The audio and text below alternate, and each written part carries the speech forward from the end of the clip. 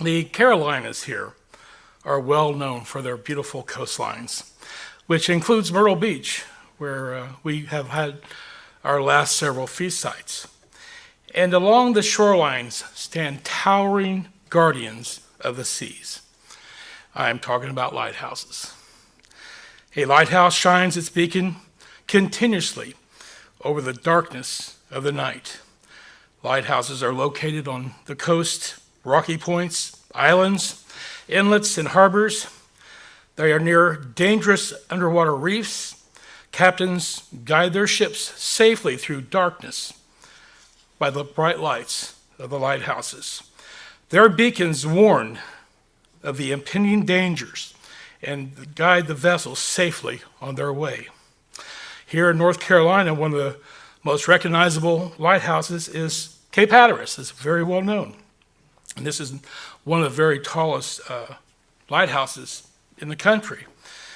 And this lighthouse can be seen from 20 miles out to sea, which is really helpful because there are shoals out there that extend almost 14 miles out. So these lighthouses play a very important position. In fact, throughout history, lighthouses have served the same purpose: to provide guidance, even hope, to captains and their sailors. Again, especially in the dark of night. Just as lighthouses pierce through the obscurity of night, God's light shines through the darkness of this world, Satan's world. Jesus Christ came to this world to warn us of danger and to save us, to forgive us.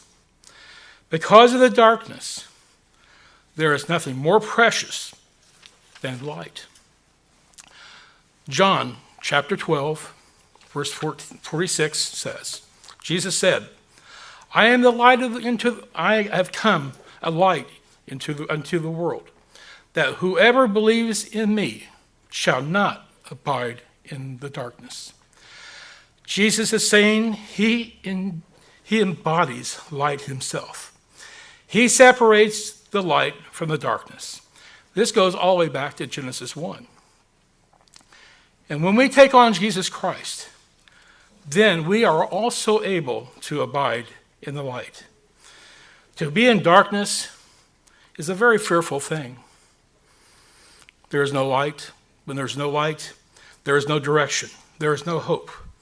There is only confusion. I've told this story before, but many years ago, when we lived in Bowling Green, Kentucky, we had the opportunity to go to Mammoth Cave. And I remember the guide taking us far into the cave. And he had us all standing very close together. There was a group of us. And he told us, everyone, do not move.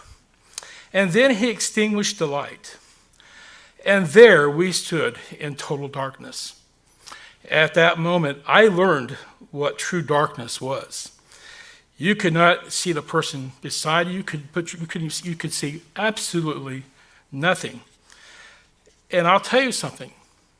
You could see the fear growing within the group. I could feel it within myself.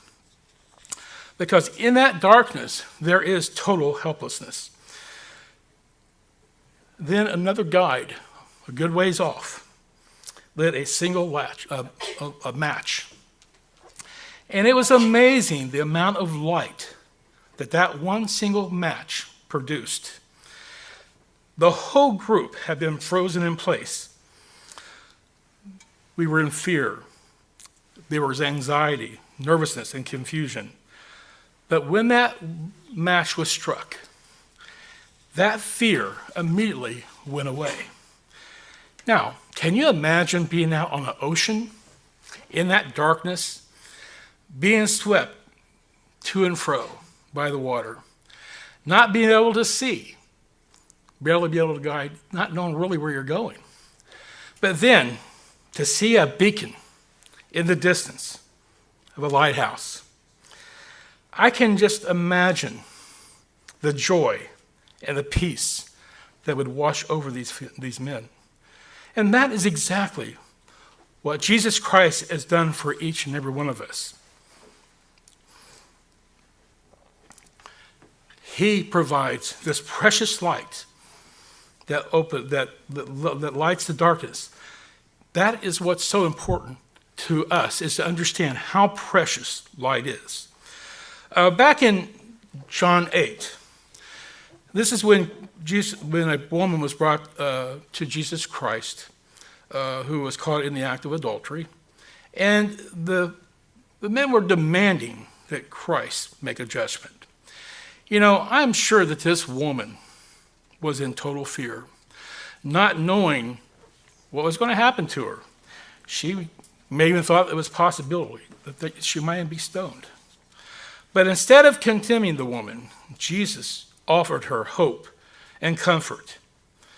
And then Jesus said, I am the light of the world. He who follows me shall not walk in darkness, but have the light of life. Jesus took the opportunity here, speaking to this crowd. They wanted him to condemn her, but instead, he taught them. He was not just teaching the crowd, but he was teaching his disciples as well. And he was declaring that light penetrated the darkness of Satan's world, offering guidance, hope, and comfort. Jesus was saying, light is life, darkness is death. And I am sure they really didn't comprehend what he was saying at the time. And you can see that if we drop down to verse 35 and 36 when he's speaking to his disciples. Because Jesus said to them, a little while longer, the light is with you. Walk while you have the light, lest the darkness overtake you. He who walks in darkness does not know where he is going. Here, again, Christ is warning them of how dark Satan's world is, and that Satan is trying to deceive and confuse. And then in verse 36, while you have the light, believe in the light, that you may become sons of light. I really think that's an interesting statement. Have you ever considered yourselves sons of light? That's what you are. Just as Jesus Christ is the light of the world, you, brethren, also have been called to be lights of the world as well, through Jesus Christ, who is our source of light. Matthew 5, verse 14 through 16 says, you are the light of the world. A city that is set on a hill cannot be hidden, nor do they light a lamp and put it under a basket, but on a lampstand, and it gives light to all who are in the house. Let your light so shine before men, so they may see your good works and glorify your Father in heaven. That was the core of this idea for this sermon, because there is a striking parallel between the beacon of light emitted by a lighthouse and the light of God, which guides us through the seas of this world, giving us direction, comfort, and unyielding hope. And now this is a powerful metaphor that has been used quite a bit by the Protestant churches. And you hear many churches that are called lighthouses and even websites. But that does not take away from the important similarities of this example. This metaphor illustrates our role in the world as Christians. We are to be lighthouses. Our light will never burn as bright as Jesus Christ, but our light is to shine. We are called to be beacons to this world, to shine forth before men. Our calling is special. And brethren, it does not matter who you are.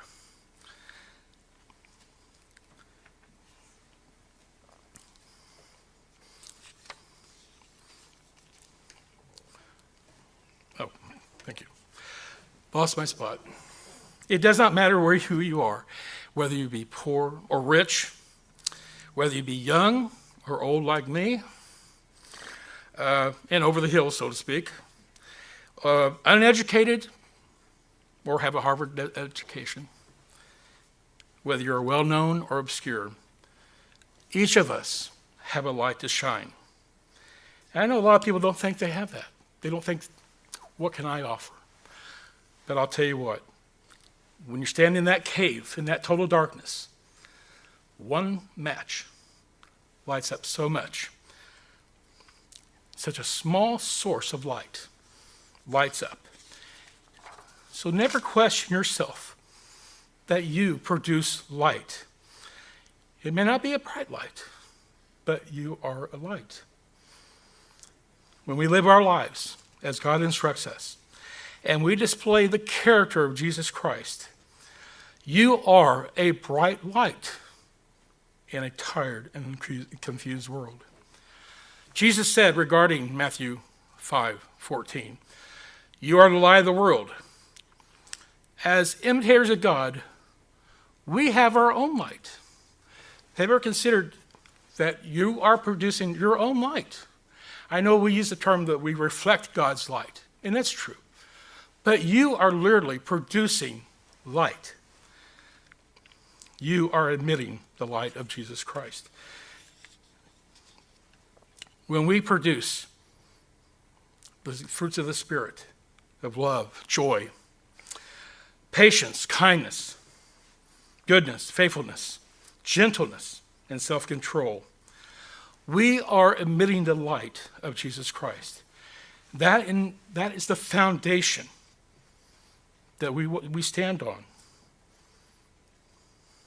1 Corinthians 15:58 says, "Therefore, my brethren, be stable, immovable, always abounding in the work of the Lord, knowing that your labor is not in vain in the Lord."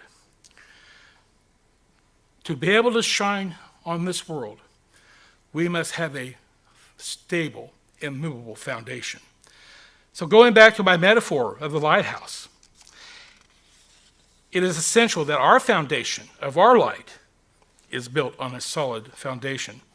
Typically, lighthouses are constructed on solid bedrock, which is the most stable. And there are areas of soft seabed where engineers use large metal screws, screw piles, that are screwed way deep into the ground to provide stability. Typically, they are made to stand for a long, long time. And in the scriptures, the most prominent example of a lighthouse built on a solid ground is in Matthew 7. It says where Jesus compares life, teaching being built on a solid ground. Matthew 7, verse 24 to 25. "Therefore, whoever hears these sayings of mine and does them, I will liken him to a wise man who built his house on the rocks. And the rain ceased, and the rain descended, the floods came, and the wind blew and beat on that house. But it did not fall, for it was founded on the rock." Our rock is Jesus Christ, and we are building our lives upon him. Often, that foundation of the lighthouse is greater than what you see above, because it is ready to support that building through harsh conditions, strong winds, waves, even erosion. And so this strong base ensures that that lighthouse will stand tall and remain stable over time, no matter what the elements it faces. So without a strong foundation, we cannot stand. You know, we talk a lot. We will cover oftentimes in sermons, in our writings, how important our foundation is. That foundation that we are building is nurtured by our relationship with Jesus Christ. It is done through our Bible study, listening to sermons, fellowshipping with each other, through our prayers and meditation. And then we must apply that knowledge and understanding that we have taken in. That is how we build on our foundation. And that is how we are able to discern what is truth and what is important. Those with a light are able to see light and also recognize darkness. And this is how we develop godly wisdom. This is combine that knowledge and that understanding and then put it into practical usage in our everyday lives. You see, wisdom does not come automatically. It's not innate quality that we have. It is developed over time. And so then we must build that foundation by living our life as a life of obedience to God. This means that our lives are more than just having an intellectual acceptance of the truth, but a wholehearted commitment to living and uprightly and living our lives to the best of our ability. Turn to Philippians, please, 2 and verse 12. The heading on my section here, it says light bearers. I think it also could say lighthouses. Verse 12, therefore, my brethren, as you have always obeyed, not only in my presence only, but now much more in my absence, work out your own salvation with fear and trembling. For it is God who works both in you to will and to do his good pleasure. Doing all things without complaining and disputing, that you may become blameless and harmless, children of God, without fault in the midst of a crooked and perverse generation, among whom you shine as lights of the world. We do have a tendency to complain. We do have a tendency even sometimes to dispute truth. But we have to guard ourselves against these things. There's an interesting illustration that I had come across, I remembered, and I want to share it with you. It's recorded in the U.S. Naval Institute proceedings, a magazine of the Naval Institute. Frank Kosh illustrates the importance here of the laws of God in the lighthouse. It says, 2 battleships were assigned to a training squadron that had been at sea in maneuvers in heavy weather for several days. I was on the lead battleship and was on watch on the bridge all night. The visibility was poor with patchy fog, so the captain remained on the bridge, keeping an eye on all the activities. Shortly after dark, the lookout on the wing reported light bearing on the starboard bow. Is it steady or moving astern? The captain yelled out. The lookout replied, steady, Captain, which meant that they were going into a dangerous collision course with that ship. Then the captain called to the signalman, signal that ship. We are on a collision course. Advise them to change 20 degrees. Back came the signal, advise that you change your course 20 degrees. Now, the captain was starting to get hot. He said, I'm the captain, change course 20 degrees. He received back, I'm a seaman second class, came the reply. You better change your course 20 degrees. Then the captain was furious. He spit out, I am a battleship. Change your course 20 degrees. Back came the flashing light. I'm a lighthouse. The battleship changed course. You know, that really illustrates sometimes our hard-headedness. Because we sometimes are so determined to have our own way And we think that our way is the right way. Proverbs 14:12 puts it this way. There is a path before each person that seems right, but its end is in death. That battleship would have ended in death if they kept pushing their own way. You see, the laws of God are more than just good ideas and personal preferences. They are immovable. They are binding truths in light. And so we always have to make choices every day. Are we going to abide by God's laws, or are we going to do things our way? You see, the purpose of Satan, the prince of darkness, is to deceive the world and create a false confidence in mankind. And not just in mankind, in the world itself, but in us. He wants to confuse us any way he possibly can. He wants us to change our course. Every day, we see the media, the politicians, athletes, celebrities, trying to advise us on our mortality or our morality. And oftentimes, they're very successful. People do what they want. They try even to tell us what God thinks and how we should live a righteous life.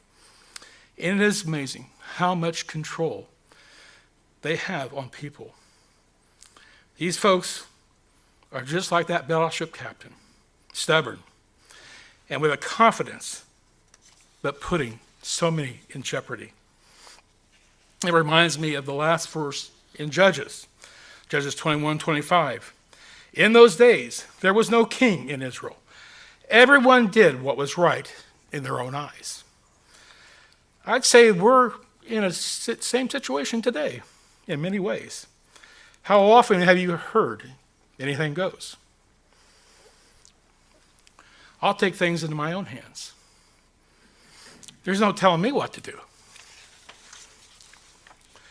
We even have folks in the church that will say things like, I'll never follow a man. You know, we're talking again about a stubborn captain, not willing to consider the collision course they may be on. So we live in a world that is rejecting God, but we must be on guard. And I'll tell you, it is so easy to get caught up with the people around us and the way they think and the source of their principles. They do affect us sometimes. And so that's why it takes daily self-examination and asking ourselves, am I walking in light or am I walking in darkness? 1 John chapter 2, verse 9 says, who says he is in the light and hates his brother is in the darkness now. He who loves his brother abides in the light, and there is no cause for stumbling in him. But he who hates his brother in the darkness who hates his brother is in the darkness and walks in darkness, and does not know where he is going, because the darkness has blinded his eyes. We see so often today people getting offended and taking things personal. And the fellowship between brethren is affected. And you know, it is easy to be offended. And you know what? Sometimes it's for good reason. They may be in the wrong. But is it right for us to hate and hold a grudge against someone? You know, it doesn't matter what others do that makes you sinful. It's what you do that makes you sin. It's our actions. It does not matter how they treat you, the things they say to you. It is how we react to that. And brethren, we have to work on these things because Satan is going to try to pry in to your lives and to deceive you and do anything possible to get you off course. When we hold grudges to the point where we will not have fellowship with the brethren, then how can you have fellowship with God? 1 John 1, verse 5 says, "This is the message which we have heard from him and declare to you, that God is light, and in him there is no darkness. If we say that we have fellowship with him and walk in darkness, we lie and do not practice the truth. But if we walk in light as he walks in light, we have fellowship with one another. And the blood of Jesus Christ, his Son, cleanses us from all sin."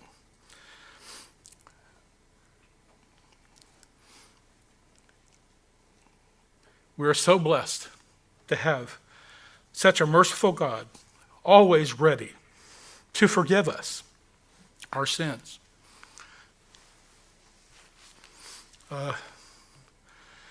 We are so often on this collision course. I keep going back to it, but it's true. We want to do things our way. We want to have the actions and attitudes and feelings toward folks that we want to have. But it is God's way. Jesus Christ set the example. And Bill said it just a little while ago. He was hated more than any other man in so many ways. And it's still happening. Christ is hated today. No one has ever been done wrong more than Jesus Christ. But it never prevented him from bringing light into a world of darkness. We are to be imitators of him.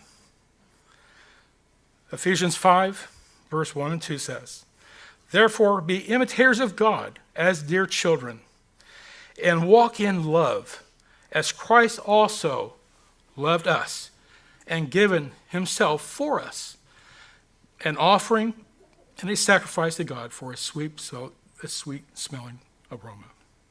Drop down to verse 8. "For you were once in darkness, but now you are light in the Lord. Walk as children of light. For the fruit of the Spirit is in all goodness, righteousness, and truth, finding out what is acceptable to the Lord." Light is precious.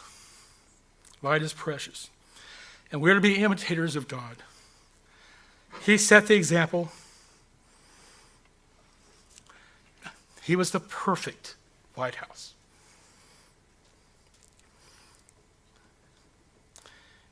Because of his goodness, his mercy, his righteousness, and truth, we have a wonderful example. I saw a quote by George Bernard Shaw. I really like it. It says, "I think of no other edifice constructed by man as altruistic as a lighthouse. They were built only to serve." Altruistic is not one of my everyday words, by the way. It means a person who cares about others and helps them despite not gaining anything for doing so. A lighthouse, it's not self-serving. It doesn't pat itself on the back on how good it is, or how many lives it's saved, or how good it is. All it does is shine forth. That's what God wants us to do. Just shine forth. It's not about us. It's not about us. Galatians 5:13. "For you, brethren, have been called to liberty. Only do not use liberty as an opportunity for the flesh, but through love serve one another." Philippians 2, verses 3 and 4. Let nothing be done through selfish ambition or conceit, but in lowliness of mind, let each esteem others better than himself.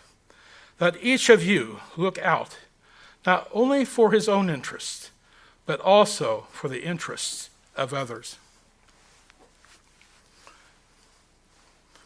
You know, pride will get in the way of light. But if we stay humble, stumble before Jesus Christ, we will be able to serve in love. Brethren, you are lighthouses, called by God, built on a foundation to serve. God is building you out of his Spirit to have outgoing concern for the well-being of others. He is building you on a foundation of God's commandments, built to show loving kindness and tenderness. That is the example that Jesus brought to us. And that's how we please God. Back in Matthew 5, a city that is set on a hill cannot be hidden, nor do a lamp, nor light a lamp and put it under a bushel. You know, you think about that. Without light, what purpose is a lighthouse? It's just a building. It has no value. A lighthouse must fulfill its reason for existence. God expects every one of you and I to be a beacon of light into the world. And that is by being the best role model we can possibly be. Your values, your character is a beacon. You know, we don't always know who's watching us. Our example, we don't know how it'll affect people. All we know is that if we are doing what he wants us to do, he is pleased with us. He loves us. And brethren, we can be lights to each other. We can be a beacon to each other, supporting each other and helping each other. Write down Hebrews chapter 10, verse 24 through 25. Being a lighthouse means providing a good example to anyone that we might see or meet. We want to be a light that others may want to emulate. There should be no difference between the people of the world.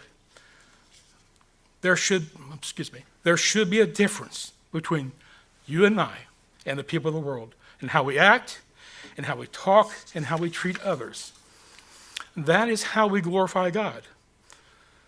Again, remember, there's always someone watching. A Christian's action is not hidden from his family, his brethren, his friends, his co-workers, the world at large. This being the case, let your light shine before men by your service to others, that they may bring glory to God. We should always look for opportunities to serve. We should always look for opportunities for our light to shine. This is done by the way we conduct ourselves. We keep the Sabbath. We don't eat unclean foods. We don't swear. We don't steal. We don't mistreat others. We don't lie. Those are very obvious. Those are obvious things. Easy to see. But there's other little things that we can do. And I wrote down here, because I think it's true, the members of the CGG are very good at doing a lot of the other little things. Sending cards, making phone calls, sending flowers, doing the things that help people get through difficult illnesses and trials. You know, it could be as simple as holding a door open for someone, or speaking to someone that's shy and backward. Sometimes our light shines the brightest in the simplest things. Sometimes it's just showing people respect. This is an aspect I think that's easily overlooked by so many, especially with the weak and the poor and the elderly. Respect goes a long way. Now, people may not notice it immediately, but eventually they will. Brethren, our words, our deeds, our attitudes, they should be a message that are a beacon of God's character, that Christ may be seen in us. Just yesterday I noticed that today was the anniversary of Church of the Great God. And this morning I wrote down here that I felt it would be remiss not to thank God for this lighthouse that he has provided for all of us. I appreciate this beacon of light, of truth, morality that has been shining in the darkness into a confused world, providing guidance and direction to so many that we don't even know. I appreciate the ministry for their guidance and their leadership, for being a proper light and beacon for all of us to follow. Truly, we are blessed to be here, and I am thankful for that. Again, Matthew 5, verse 14 to 16. You are the light of the world. A city that is set on a hill cannot be hidden. Nor do they light a lamp and put it under a basket, but put it on a lampstand, and gives it light to all those who are in the house. Let your light shine before men, that they may see your good works and glorify your Father in heaven. Everyone, be a lighthouse.